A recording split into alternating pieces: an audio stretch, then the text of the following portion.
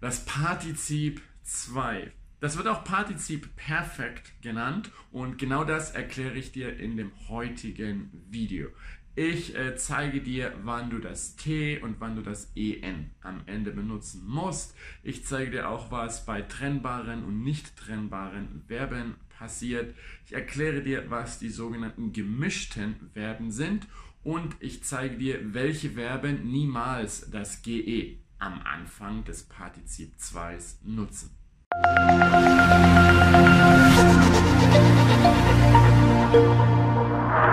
Hallo, mein Name ist Jan und ich bin dein Lehrer hier auf Easy Deutsch. Auf meinem Kanal erkläre ich dir die deutsche Grammatik auf eine einfache und leicht verständliche Art und Weise. Heute geht es um das Partizip 2. Das wird auch Partizip Perfekt genannt und wird, wie es der zweite Name schon sagt, auch zur Bildung vom Perfekt und dem Plusquamperfekt, aber auch dem Passiv verwendet. Wie genau das funktioniert und vor allem wie du das Partizip 2 bilden musst, das erkläre ich dir jetzt anhand meines E-Books. So, das Partizip Perfekt. Als erstes hier ein kleiner Vergleich zum Englischen. Das Partizip 2 oder Partizip Perfekt ist die dritte Verbvariante. Im Englischen, also von go, went, gone, ist es gehen, ging, gegangen hier auf Deutsch. Also gone entspricht dem gegangen. Aber als erstes schauen wir uns ein paar Beispiele zur Verwendung des Partizips Perfekts, Partizip 2 an. Grundsätzlich verwenden wir es im Perfekt, Plusquamperfekt, Futur 2 und dem Passiv. Im Perfekt, du bist nach Hause gegangen, Plusquamperfekt, er war nach Hause gegangen, Futur 2, er wird das Auto bis morgen repariert haben, Zustandspassiv, das Fenster ist geöffnet, Vorgangspassiv, das Haus wird geputzt. Die blau markierten Wörter hier sind immer jeweils ein Beispiel für das Partizip 2. Neben der Verwendung für die Zeitformen bzw. das Passiv benutzen wir das Partizip 2 aber auch noch als Adjektiv anstelle eines Teilsatzes, wenn eine Handlung vor der anderen stattgefunden hat. Am besten hier wieder mit einem Beispiel. Er parkt jetzt das geputzte Auto. Die erste Handlung hier ist das Auto putzen und die zweite Handlung ist parken. Es gibt also zwei Handlungen, die nacheinander stattgefunden haben. Hier nochmal separat als einzelne Sätze. Er hat das Auto geputzt und er parkt das Auto jetzt.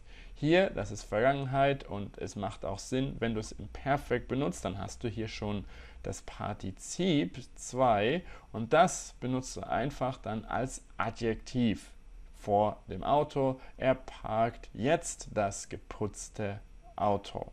Er parkt jetzt das geputzte Auto. Die genaueren Informationen dazu findest du auch im Kapitel und im Video zum Partizip als Adjektiv. Kommen wir nun zur Bildung des Partizip Perfekts. Also, wie genau bildest du es? Als erstes die regelmäßige Bildung, denn wie immer gibt es Verben, die alles entsprechend der Regeln machen und natürlich auch diese, die sich nicht an Regeln halten. Als erstes die regelmäßigen. Dazu nehmen wir als erstes die regelmäßigen Verben im Präsens. Achtung, das hier ist wirklich auf die regelmäßige Bildung im Präsens bezogen. Die nehmen nämlich immer das T oder das ET am Ende als Endung. Und grundsätzlich für die Partizip 2 Bildung haben wir ein GE am Anfang, dann nehmen wir den Verbstamm, also das Verb ohne das EN und dann hängen wir ein ET oder ein T an. Zwei Beispiele hier, machen wird zu gemacht, also GE davor, dann das EN weg und ein T hier ans Ende, denn machen ist ein regelmäßiges Verb im Präsens.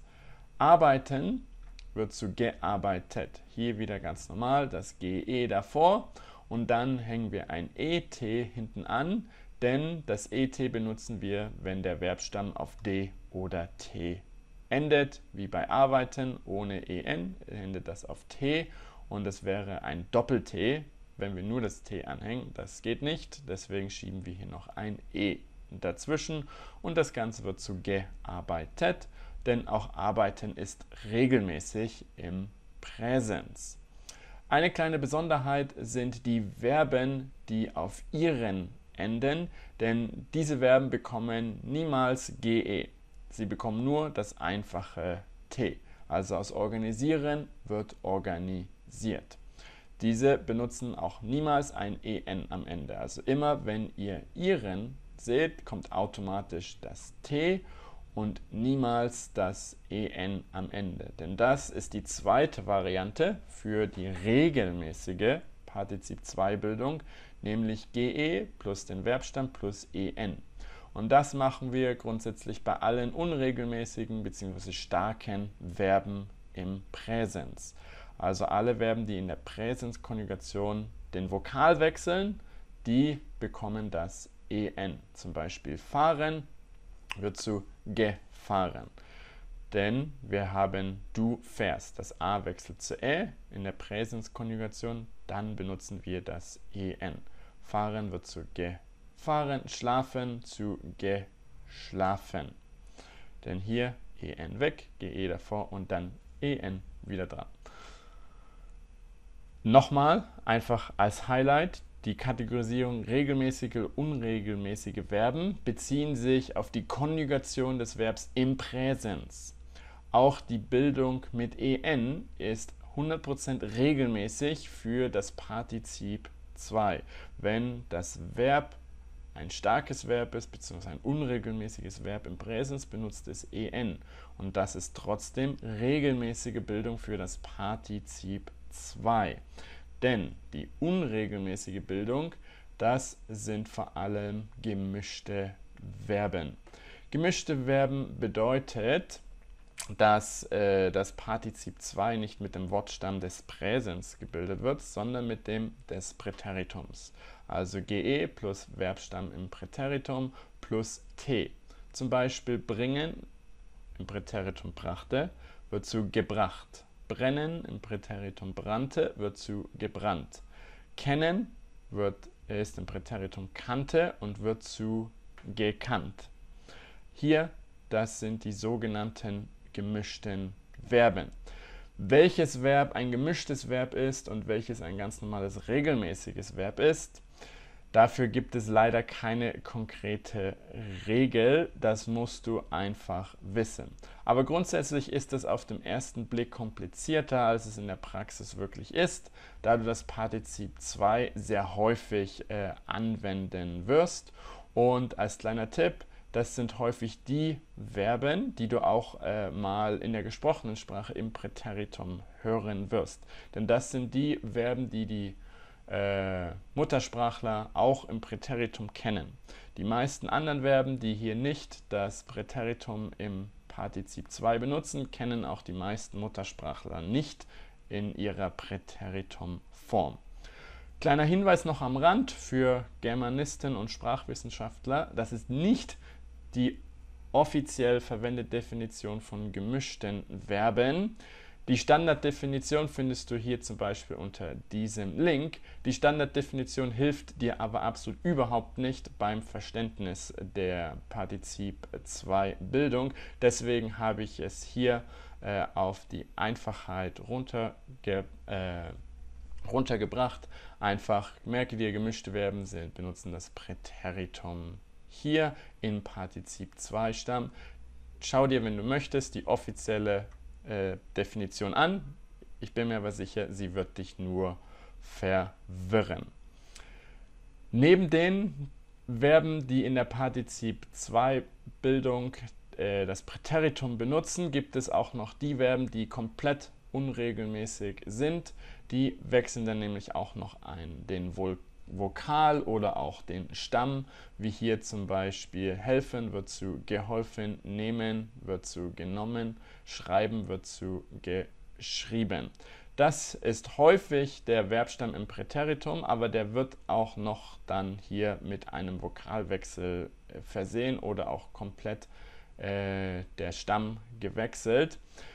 Wenn hier ein Vokalwechsel stattfindet, dann benutzt du in der Regel hier das EN. Wenn du die ganz normale Präteritum-Version benutzt, wie hier, dann ist es das T. Aber wenn es nicht das Präteritum ist, also einfach nur etwas ganz anderes, dann ist es in der Regel das EN. Und wichtig auch bei IE-Wechsel, also von EI zu IE, wechseln die meisten Verben auch immer auf das EN und nicht auf das T. Aber ansonsten normales Präteritum T, außer beim Vokalwechsel von EI auf IE. Zum Schluss nochmal ganz wichtig, wie bildest du das Partizip 2 bei zusammengesetzten Verben? Als erstes nehmen wir die trennbaren Verben, wie zum Beispiel einschlafen, aufräumen oder anbringen. Hier kommt der Präfix oder auch Vorsilbe genannt vor das GE, also die ganz normale Partizip 2 Bildung, GE plus Verbstamm plus T oder EN und der Präfix kommt noch davor. Also einschlafen wird zu eingeschlafen, aufräumen zu aufgeräumt, anbringen zu angebracht. Der Präfix geht einfach davor und das Partizip 2 des Hauptverbs bleibt gleich.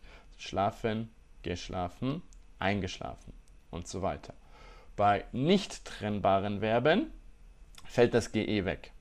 Hier ganz einfach, besuchen wird zu besucht, verstehen zu verstanden. Auch hier bleibt das Partizip 2 des Hauptverbs gleich. Dementsprechend haben wir hier von suchen gesucht, aber kein GE, sondern BE, weil wir das ja nicht trennen können. Aber die reine Bildung hier bleibt gleich, nur ohne GE. Hier nochmal die kleine Übersicht, was du dir merken musst. Unabhängig von der Vorsilbe, also dem Präfix, bleibt die Basis des Partizip 2 das normale Hauptverb.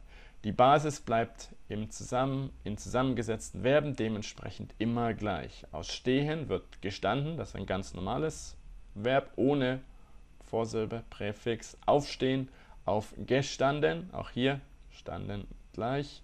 Verstehen, verstanden.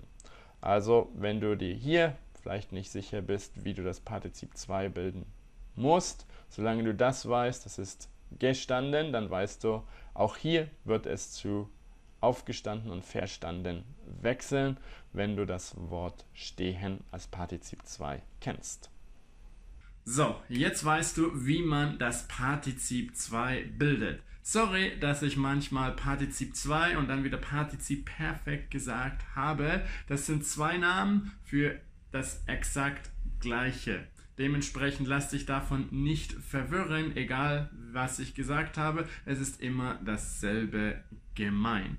Und dieses Partizip 2 brauchst du vor allem bei Zeitformen, nämlich dem Perfekt, dem Plusquamperfekt und dem Futur 2. Dazu habe ich schon Videos gemacht, die ich dir hier verlinke. Da kannst du gleich noch weiter lernen. Und du brauchst es außerdem beim Passiv. Zum Passiv gibt es noch kein Video, aber du findest auch auf meiner Webseite jetzt schon über 120 Lektionen zur deutschen Grammatik einfach erklärt, so dass du es auch wirklich verstehst. Den Link dazu findest du hier unter diesem Video und ansonsten vergiss nicht, meinen Kanal zu abonnieren, dann verpasst du kein Video mehr und morgen sehe ich dich hoffentlich wieder zur neuen Lektion zu den deutschen Fällen, wo ich dir beweise, die deutschen Fälle sind einfach.